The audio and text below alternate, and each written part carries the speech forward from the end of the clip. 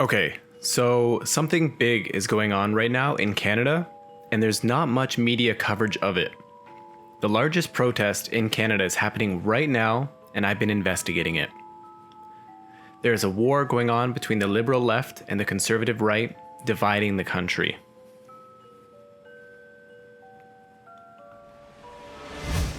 And I didn't vote for either of them. So I'm going to try and cover this in a non-biased way, taking a deep dive into it. Welcome to the Cameron Explores channel. I'm Cameron, and today we're exploring the 2022 Convoy to Ottawa. You said it's important for the government to hear. You said it's crucial that you listen to the people. Listen to this, Mr. Trudeau.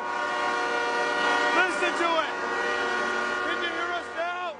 I've been reading countless articles about the protest, how it started, where it's going, and how it's going to end up. The Freedom Convoy 2022 opposes the rules implemented by the federal government on January 15th, which requires proof of vaccination for truckers crossing the border into the US and coming back to Canada.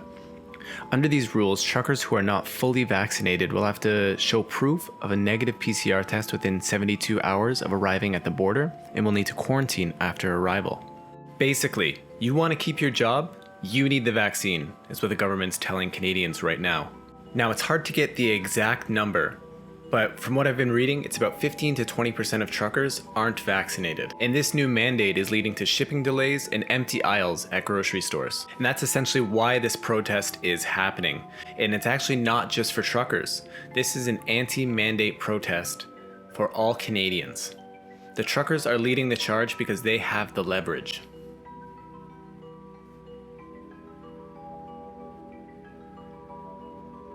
This sounds a little dangerous to have 50,000 trucks plus thousands of supporters all crowding the Capitol. It reminds me of the events that took place in America last year.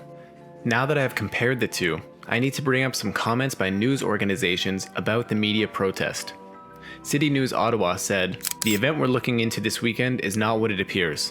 Several members of the group are connected to militant, racist, sexist, and homophobic groups. So I decided to join these groups on Facebook and Instagram and follow them just to see what this is all about."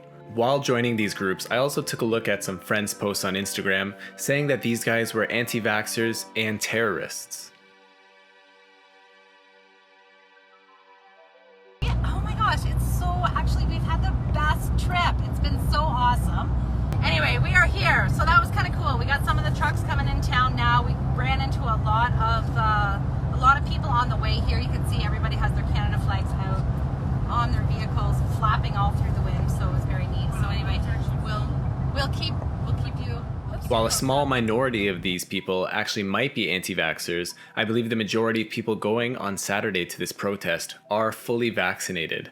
And I guess protesting any sort of law makes you a radical terrorist in Canada. But these comments actually might have some truth to them, so I looked into it.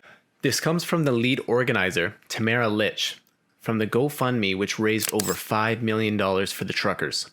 She has been linked to a Western separatist group, but I will note that I watched her videos and her live streams, and I can't seem to find any links to aggression, radicalism, or anything like that. She is preaching a safe and organized protest against mandates for all Canadians. But the GoFundMe group has actually refused to send Tamara the money. They realized that this account is actually her personal account. The $5 million would be transferred to her personal account, not a business, not an organization. And so they need to be able to track what happens to the money and make sure she doesn't just run off with it or steal it. So the GoFundMe group refuses to send her the $5 million until she has a clear plan of exactly where it's going. But to raise $5 million in a week and not have that much media coverage is kind of crazy to me. The almost $6 million now really goes to show what Canadians believe in and how they're supporting this protest. On the way to Ottawa, I swear to God. Wow. Look at this. Look at all these people. Look at all these people coming together. We love you all. This is so beautiful. Thank you, Canada.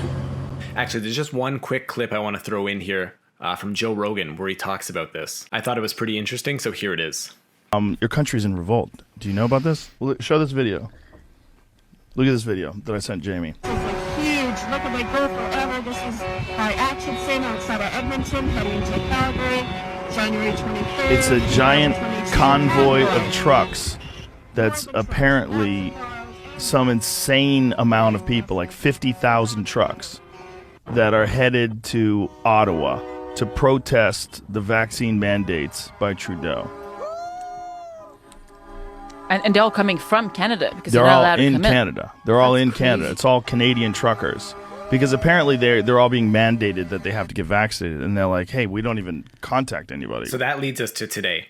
It's Friday, January 28th, one day away from the protest, and the truckers are just about to arrive in Ottawa. So that's it for today's video. I know this is kind of a touchy subject. I hope you guys aren't going to be arguing in the comments. I just wanted to give a brief description of what this protest was, what it looks like when I joined the groups, what I saw, and coming at it from more of a neutral thing, the pros and cons of the protest and the people running it. So that's it for today. Thank you guys.